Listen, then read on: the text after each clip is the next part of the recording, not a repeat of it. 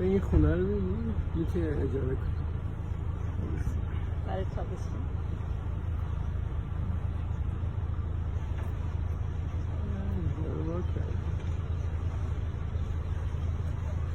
اینا اینجوری میرن این بالا اینا کجا میرن اینا یه جوی راهی داره حالا میریم ما اومدیم کشف بکنیم. این رستوران معروفه غذای خیلی خوبی جهان باید ببریم اینجا. جهان اینجا به جای جا.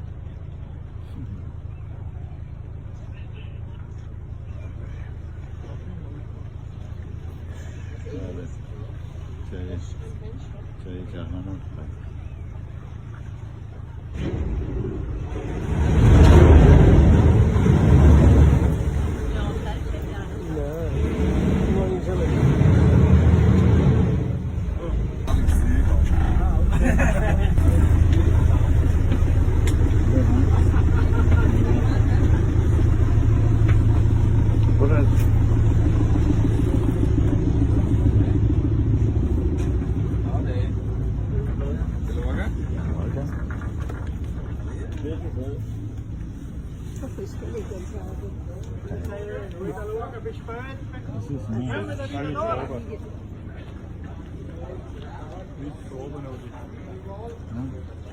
نخل رو ببین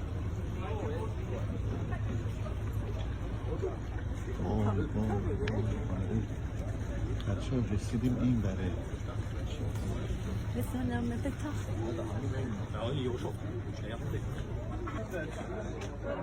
بده پولت رو به من عزیز نگاه میتونی اینجا بشینی قهوه بزنی بیا گرفتم عزیزم آره بیا اینجا رو ببین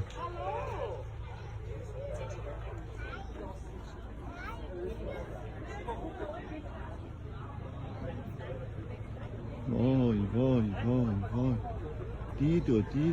دیدو ببینید این کوه ببینید اینجا الان چشم بعد اینجا رو ببین این درخت رو چه عظمتی این درخت و الان چشم درخت من فرانسه بگیرم آره خیلی قشنگه